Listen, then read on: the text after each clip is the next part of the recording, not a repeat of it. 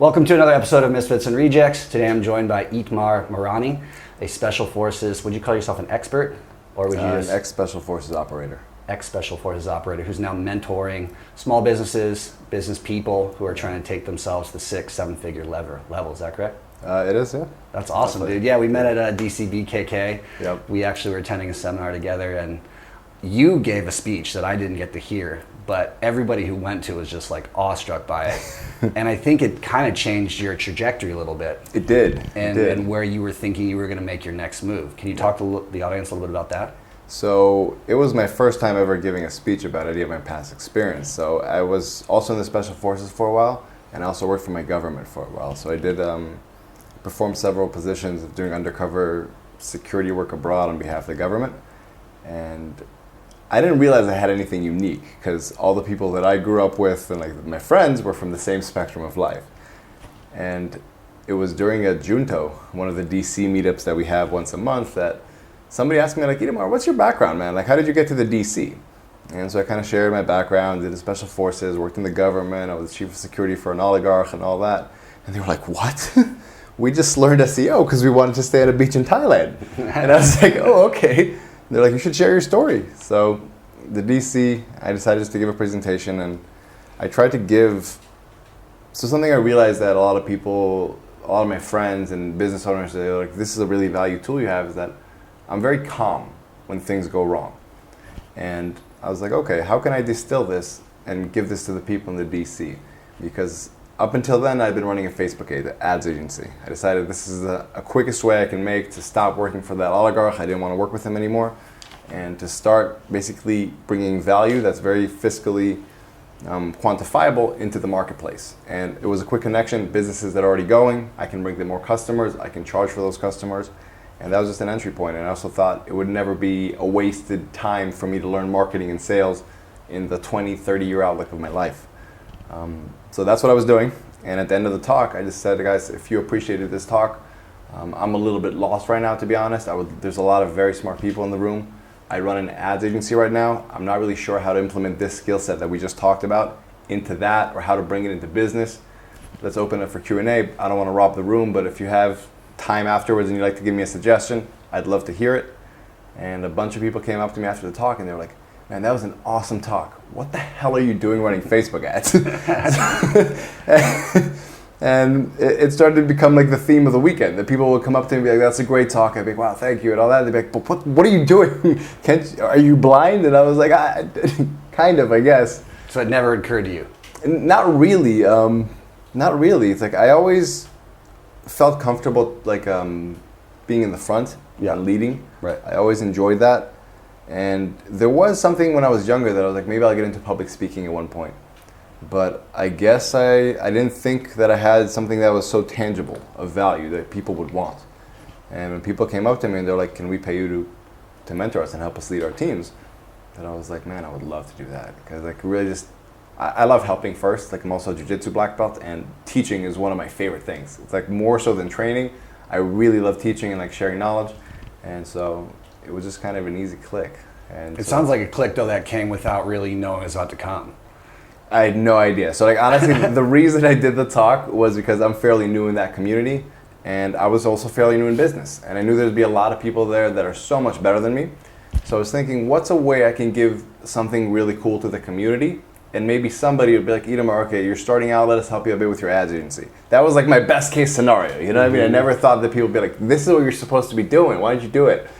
But I guess sometimes you just got to listen to people, you know? That's great. That's a good approach. Yeah. Real quick, just to clarify, I thought you had been living in Thailand for a while running your ad agency. So I had started the ad agency about a year ago. Oh, okay. It's only been running 12 months. I was originally positioned in Bangkok in 2010 on behalf of the government.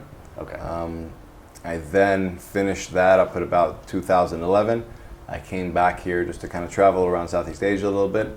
And my current fiance, who's American, but she lived in Bangkok, we met then. And ever since then, Bangkok's kind of been a hub.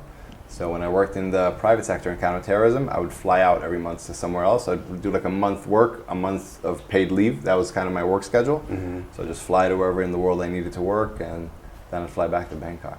Wow. Now, so the audience can understand, because you alluded to, I think, a topic a lot of people are like, oh, exciting, like you were special forces, counterterrorism.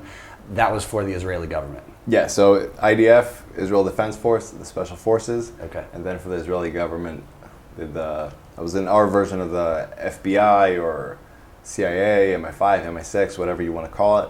I did not work in espionage, I was not a spy, but I worked in counterterrorism in several positions abroad.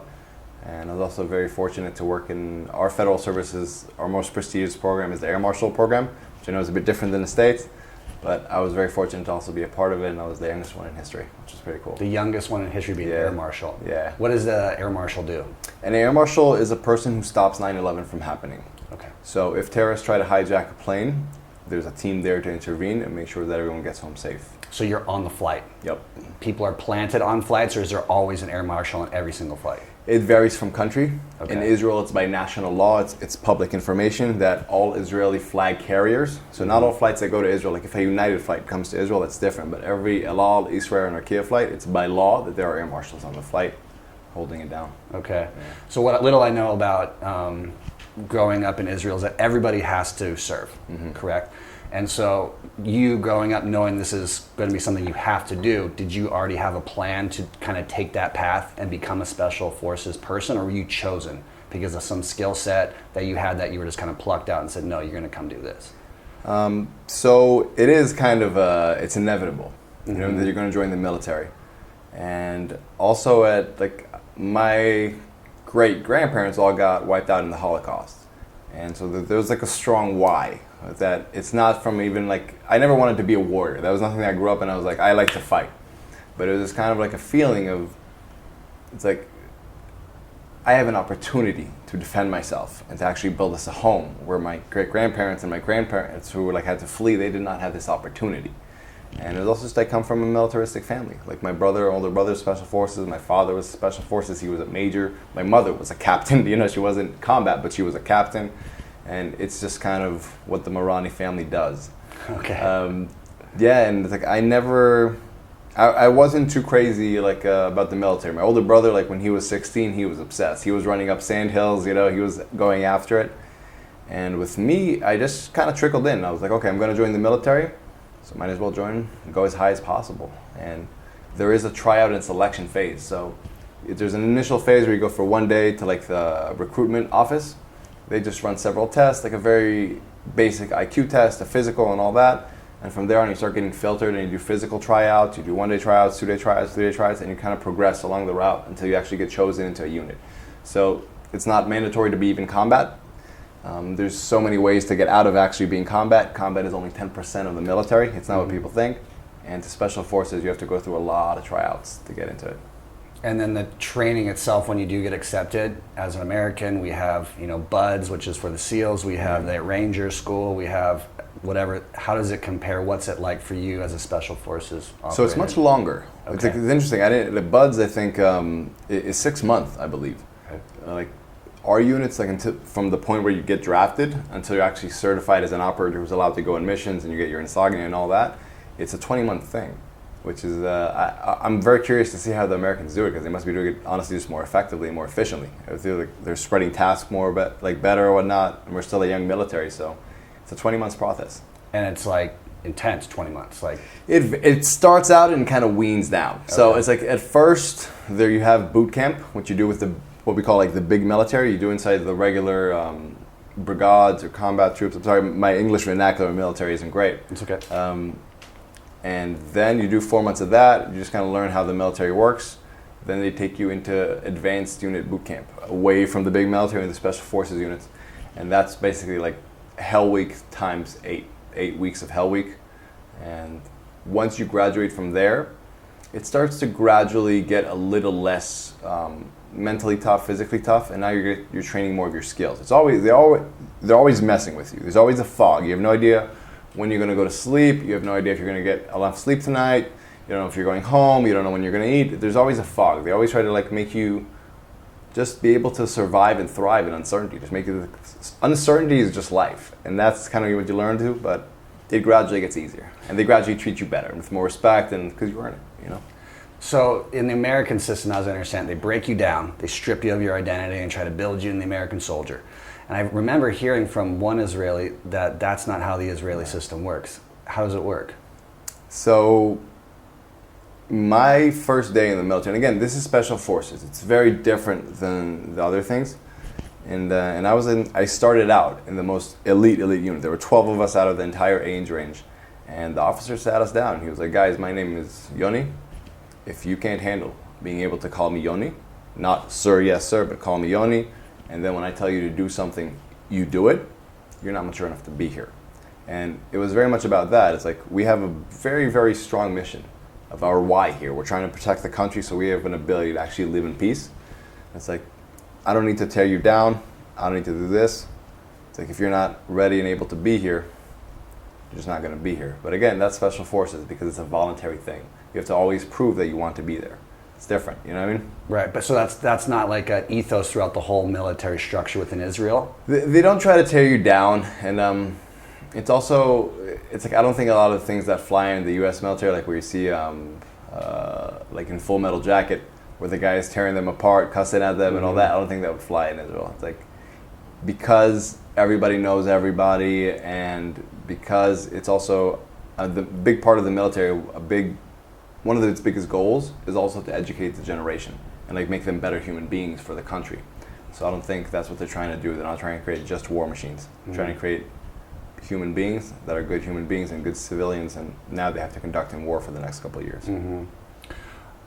Do you think your training kind of prepared you to be that person you described early on in the show, that calm under any situation, or do you think that's more of who you are personality-wise? Oh no, it definitely prepared me, and I was not. I was also like, I came into. So my story is, and I did it. I said that at the talk. I started out in the most elite unit, but I got kicked out of there at some point. I was not ready there. I wasn't evolved enough as a person. I was not ready enough, and I also just wasn't tough enough. I didn't really understand my why and what I was able to push because of it. So it definitely helped me forge the person I am today because of it, no doubt. And it's like, I was very lucky to be thrust into a very, very heavy fire that exposed it. You know what I mean? So it's unquestionable. Do you want to talk about that? Because that was actually my next question. Is, Yeah. you know, on your slides that I prepped myself with, you talked about how you quit and failed. You know, why did I quit and fail? Yep. Like, that's a big statement to make. It was like one whole slide, you know? So like, what does that mean? So the story is as follows: that on the last week of advanced unit boot camp, which is like, it's 8 weeks, you're just miserable, you're always tired, you're always underfed, you don't know if you're going to eat, if you're going to sleep, you don't know what's coming next, what hill you're going to have to run up or crawl up. Like there, they do really try to tax you mentally. They're also teaching you, but the point of it is not really to teach you. It's to see who's fit to be exposed to a lot of the confidential stuff later on. So they try to like weed everybody out as quickly as possible. And like it was a night, I don't remember what day it was, and it started raining really hard. So they were like, "All right, guys, get your gear on. We're gonna have some fun." And we just started running, and you don't know how long you're gonna run, whenever it's gonna last, what is gonna happen.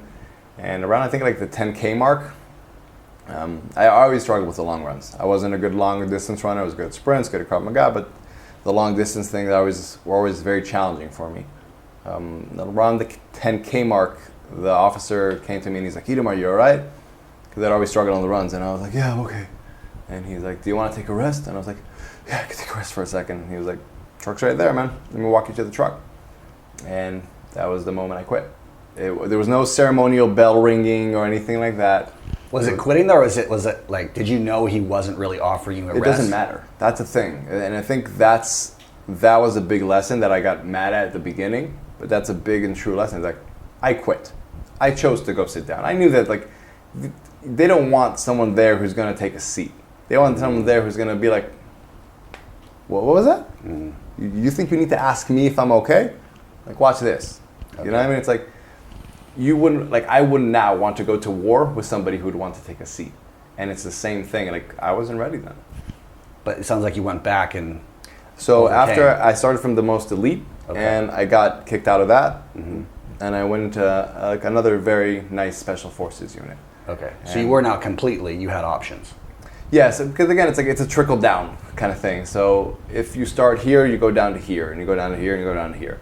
Because I started very high, so I was able to still like land somewhere nice. I see. And then like the federal service, that's where I feel like I actually like really came into my own and shine. Sorry. Yeah. No, it's all right. What did the federal service require of you? So it was a 10-week program. And again, there's a lot of different programs in the federal service in our Shin Bet, our Shabak. There's people who do undercover security at the airports, for prime ministers, for ambassadors abroad. And the Air Marshal Service is the most prestigious one. It's the hardest to get into. It has the best salary. And also, instead of just being hip to hip with a minister, you get to fly around the world and do some cool stuff. You know what I mean? So I was underaged to go to it. They had an age minimum of, I think it was 23 at the time.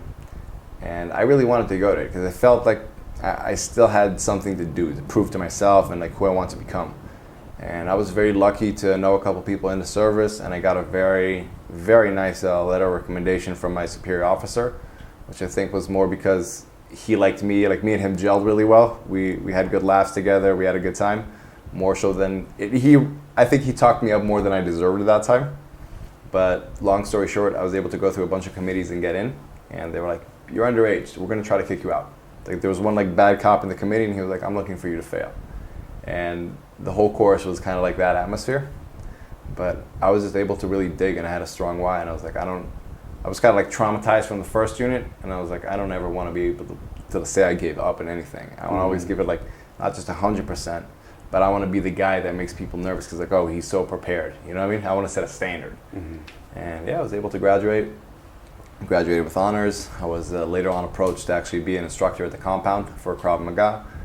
And I think I just shone there because I was ready to make the sacrifice necessary to be elite. And I recognized that it was very important to me and what that entails. So it was a choice. You came Absolutely. to a place within yourself that you were just ready to make that decision and go the distance. Yep. And it wasn't, like I find with myself, I have goals I set for myself, even in business right now. And sometimes I question, like, am I doing enough? Yeah. You know, like I work 7 days a week on this. You know, I feel like I can only really be productive 6 to 8 hours a day. And so I don't see like why 14 hours a day is that magic number that everybody always talks about, you know? And like, but then I'm thinking like, well, fuck, maybe I'm not doing enough. Like what more could I be doing? And that's why this group has been so helpful because they kind of fill in the gaps. I mean, we're sitting in my room right now. It's like, this is kind of where I live all day, every day by myself. And I'll go to some juntos or I'll like, we did the DCBKK and that does help. But like some days I'm just like, I don't know what else I can be doing right now, you know? It sounds like that's where you kind of like, you knew what you needed to do to get to where you wanted to go. And it was basically whatever it took. So it's interesting that you say that because I think also it's a certain skill set that people develop in the military. And I think a reason a lot of people struggle when they get out, especially in the U.S., which what I've found the U.S. military less encourages the individual, is that you have an incredible ability to do what's necessary to get to and rise to that level and surpass it.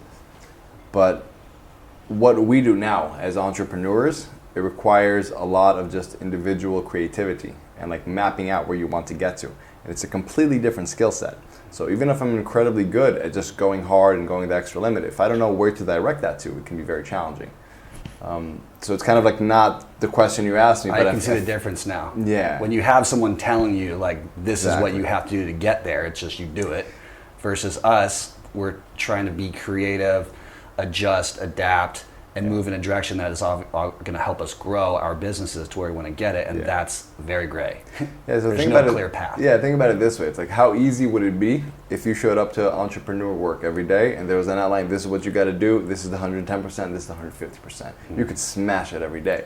But that's a challenge in it, I think. Absolutely. What do you think everybody got out of your speech that made everybody so enthusiastic about what you said?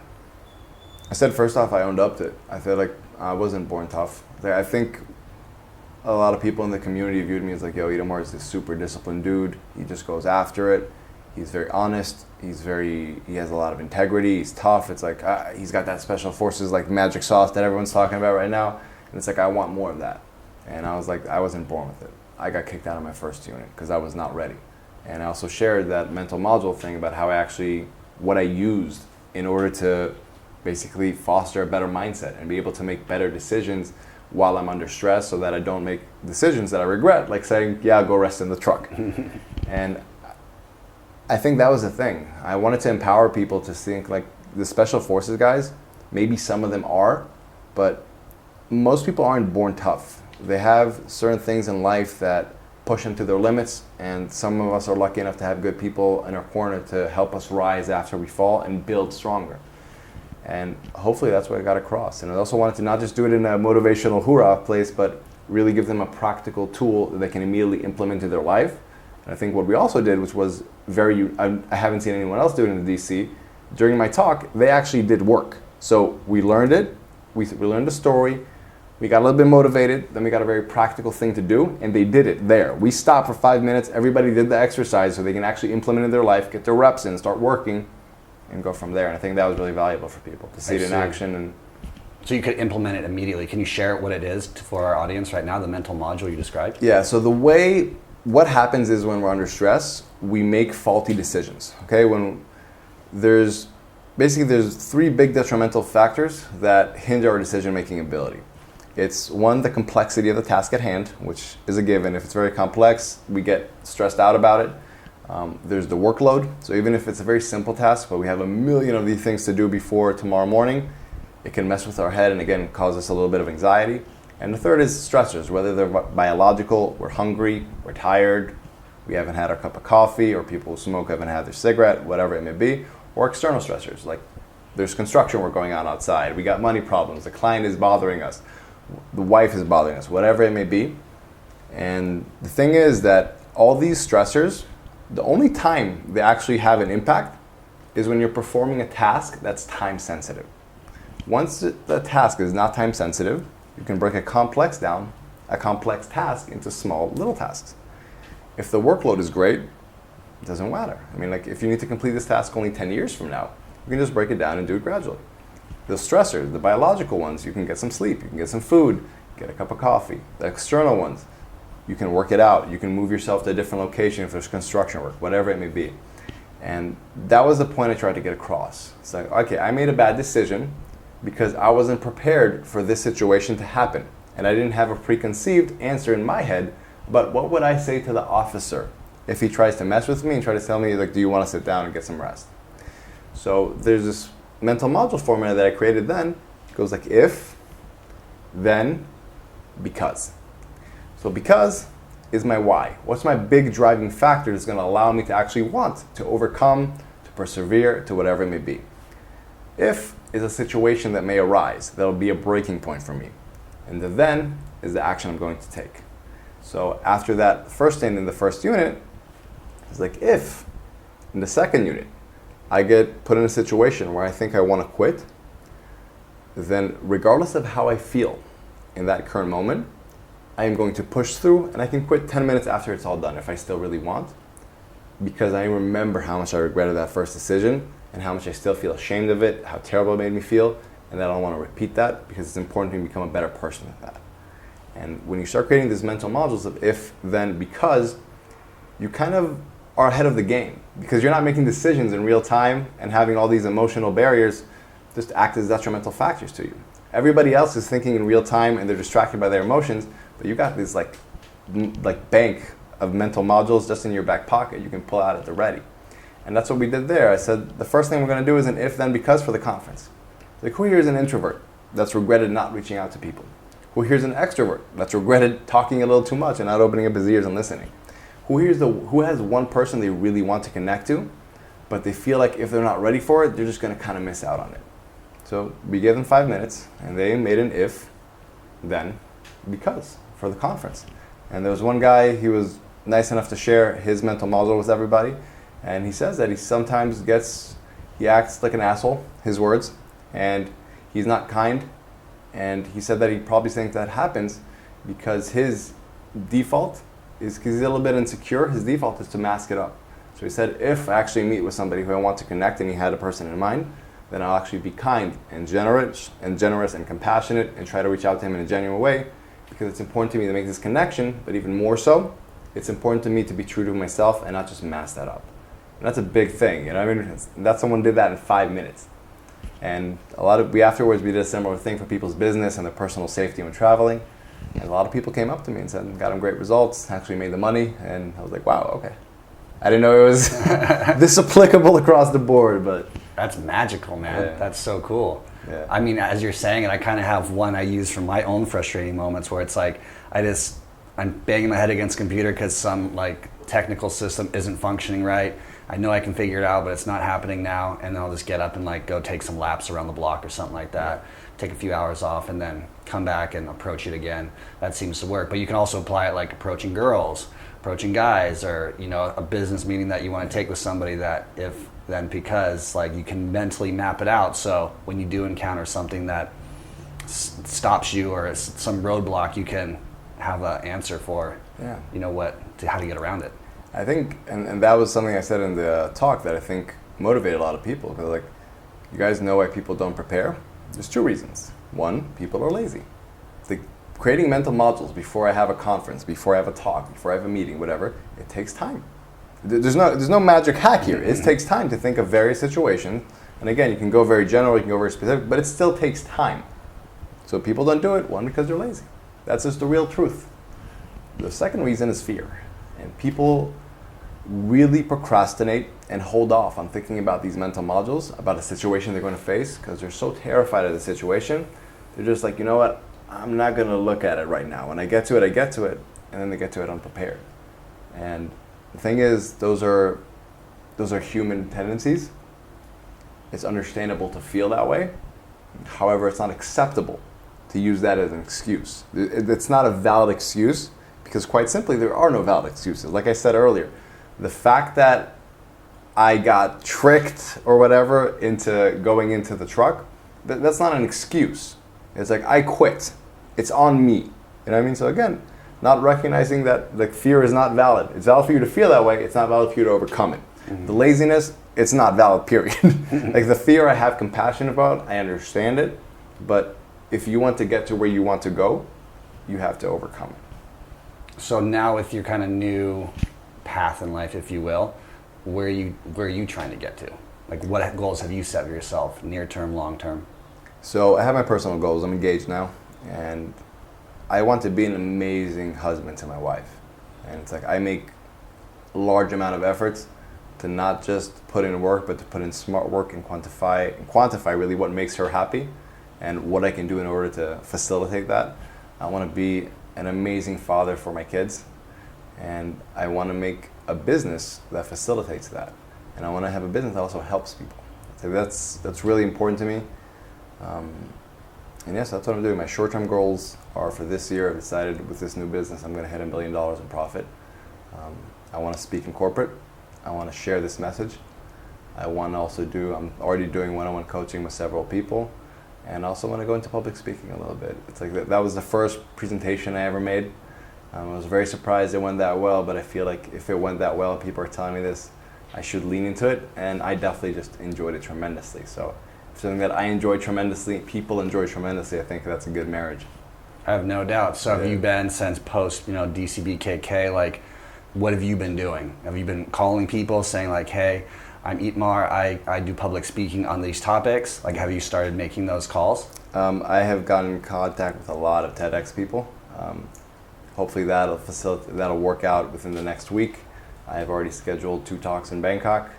A couple people that approached me after the conference, I got in touch with them.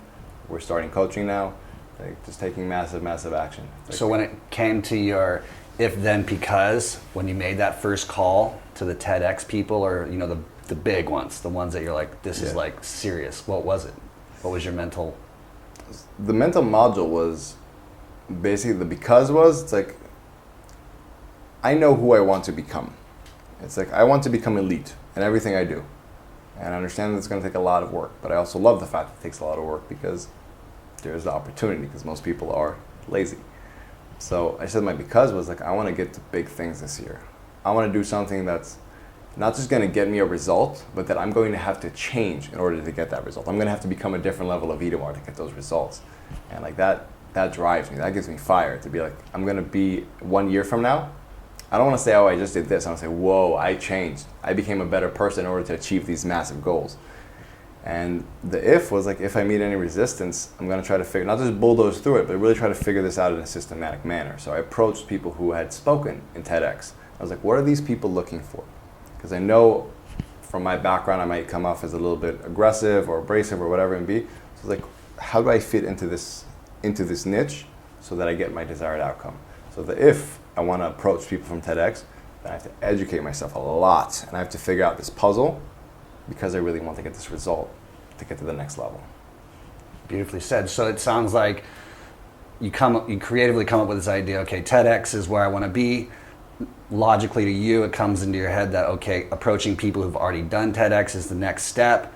I mean, is that kind of how you kind of work towards those goals? Because you can't obviously know the master plan and the big picture. So what, you're just kind of incrementally taking the steps that come into your head as the most logical next step? So I guess I fall a lot on my jiu-jitsu training. So like I said, I'm a black belt, but I started as a white belt. And when I was a white belt and I wanted to get better, I had this big goal again. I wanted to become a world champion. And I never achieved that goal. I was able to get fairly close at some points, but the way I thought about it was, how do I get better? Oh, let me go to the best place in the world. So I moved to Rio de Janeiro, and I trained at the best gym at the world at the time, at Fight Zone Checkmat. And there was just these people who were already black belt and brown belt world champions, and just being around them and not trying to figure it out, but modeling what they do, gave me a tremendous boost. So I was like, okay, this is a lesson from the martial arts that can apply to life. It's like, I don't have to figure this thing out. I just need to go to people who've already been there, ask them about it, and then just work tremendously hard, following a proven system, and I think it'll get me results. I mean, it makes perfect sense, and I've heard it a million times, but until you said it that way, I'm like, because I have relatable sort of things in my life that I want to be a better surfer, so I surround myself with really good surfers. Yeah. And so I guess like from a business perspective, like the DC has been that for me. I'm surrounding myself with, better entrepreneurs than I am, and people who are doing course sales in a more productive way, and I feel good about my decision making after this conversation. I've been feeling good about everything that's going on in my life, but now I think I can apply it in other aspects too, that I think I can see more of a rapid success than just me chasing my tail, like I feel like I've been doing for so long, Like what other aspects? Just, I mean, like I just said, like my mastermind at the DC, there was another guy doing course sales, swimming course sales. Yeah. And like I make these connections, that's great, but like I am a bit more of an introvert, and I like my alone time. So like my goal now is to keep those relationships alive more with the people that, and I don't want to sound selfish, that can help me, but I think that I can also give back, and we can brainstorm with like, all right, this is how I'm approaching course sales right now. What do you think? How are you doing it? Let's have a dialogue on it, and like doing more check-ins, I guess. Yeah. With those types of people, rather than just letting those relationships kind of dissipate. Yeah. So one of the most fascinating things I learned this year was how unselfish it is to ask for help if you're going to do the work. So I had one person in Bangkok who's his name is Scott. I had never had somebody help me that much. Like when I put it out there that I'm starting this Facebook ads agency, he just made this grandiose effort, and he put in so much work to help me out, and he just propelled me forward so fast. And we kind of knew each other. Like we knew each other from jiu-jitsu, but we'd never had lunch before, or we'd never gone out outside the mats. And it kind of overwhelmed me, and I didn't get it. Like, why is he helping me this much? Until like one day I was like, Scott, like, why are you helping me this much? And he's like, because you're doing the work. And he's like, I want to help people who are helping themselves. And I've noticed that a lot around the DC and just in life in general. People like to be a part of someone's success. People don't like wasting their time.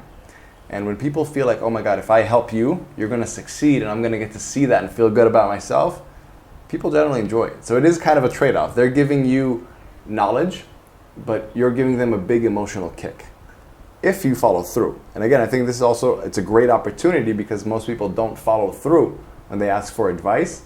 So when you click with someone and you actually follow through, you actually foster a relationship that's really strong. Mm-hmm. Everybody likes feeling like they helped. I mean, that's why I'm doing what I'm doing now, because I enjoy helping people. I like that feeling of like, man, I got you to the next level. Mm-hmm. You have a bit more clarity, you're a better leader, whatever it may be. But if you can trade that and give it to people, it's amazing. Absolutely. Yeah, it just dawned on me that, I have had a lot of help from people in the DC, and some of the things like I didn't follow through on. and I knew I would, and I still will, but under the circumstances, it wasn't the right time or something like that. So I could also see them distancing themselves from helping me anymore because they gave me the key to the castle. I wasn't prepared, or I financially wasn't ready to take that next big step.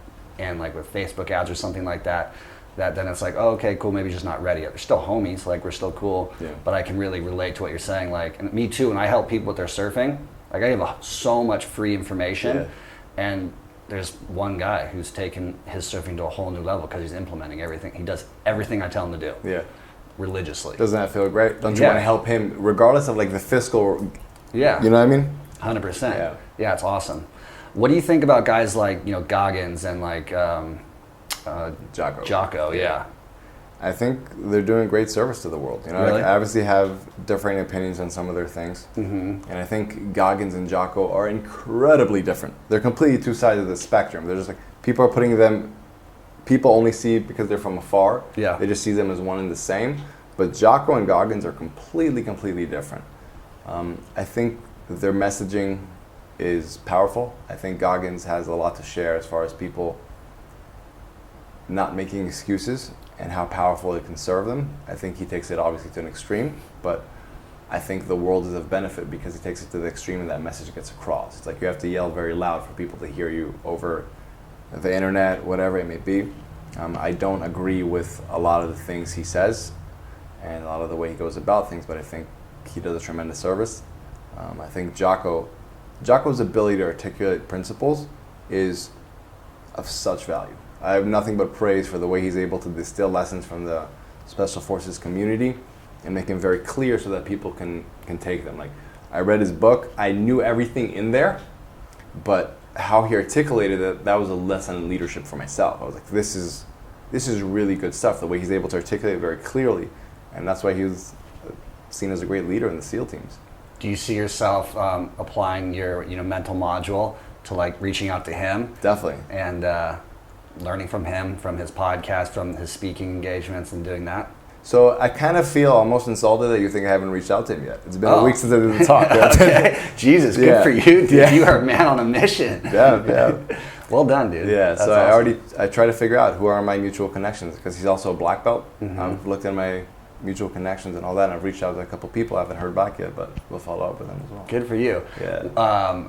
How are you reaching out? I know you have mutual connections. Are you sending like emails and hopefully they're getting to him? No, I'm sending Facebook messages to our mutual friends. I was like, trying to scour my brain because I traveled a lot training as well. Okay. And I was like, I know 2 people in San Diego that train. Maybe they know someone who trains. Maybe this. And I'm trying to find the three laws of separation or whatever it's called. 3 degrees of separation. Yeah. 6 degrees of separation. 6 degrees. Sorry. I think it's more like 3 with Facebook these days. Yeah. Facebook and like jiu-jitsu is a small community, so it's like I'll get there. And I'm just gonna ask them straight blank. It's like, I really think you're doing a great thing. I'm trying to do something similar. I would love to get some advice. And it's like, I'm not trying to compete or anything like that. Yeah. He's more established than me, and I think that's a big part of it. Also, just approaching with humility. One thing I've noticed in my approaches, since I do reach out through like Instagram and Facebook to random celebrities or people I'm inspired by, is that I get responded to more when I send a video of my face, and you're saying, hey, I've done this to like Lady Gaga, for example. I was like, really liked your Netflix special. I think that'd be awesome if you came on my podcast. She didn't actually get back to me, but I have had others like respond, and I think that's a really, if you want a tip, like put your face on a camera so they can see your genuine facial expressions. That helps. Thank you. I'll definitely do it. Yeah, no worries. Going to the jiu-jitsu thing, because that's interesting to me. So can you do that timeline for me? Because you were Special Forces working. Like, how'd you go spend time in Brazil to become a black belt? Oh, okay. So when I was positioned so the government always, like in where I worked in our federal service, there was also always a culture of like be in shape and like if you can do martial arts, even better. It was like a very Spartan culture in that place. Like literally, when we graduated the federal service, they gave you the Gates of Fire as a gift. That's the book that the movie 300 was based upon. And they're like, this is the warrior ethos that we believe in the federal service. So that was the culture. So when I was positioned in Bangkok, I'd actually go and sneak away like 5 days a week. I'd go train at night, jiu-jitsu. And afterwards, when I was traveling, I was like, man, this jiu-jitsu thing is like, I kind of like it. And I'm pretty good at it. And like when I was in Asia, it's like I didn't lose ever at a white belt. And I was like, maybe there's something here.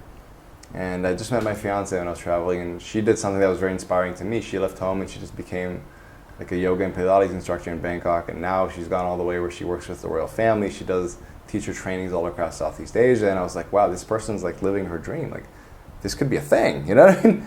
It's like I don't just have to go like to school afterwards and go the normal route. So I just decided, instead of going, like I was planning this trip a couple months and then go back home, go to school and all that. And I was like, all right, let's go to Brazil, see what we can make happen. And just bought a ticket there and figured I'll figure out the rest. How long did it take you to become a black belt? It took me about 8 years, so I did it pretty fast.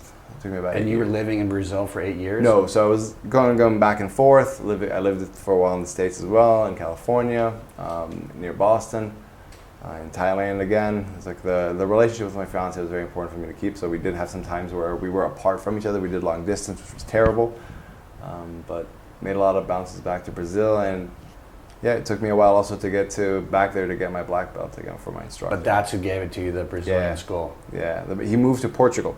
Okay. So there was like, I probably could have gotten my black belt about 1.5 years ago, 2 years ago.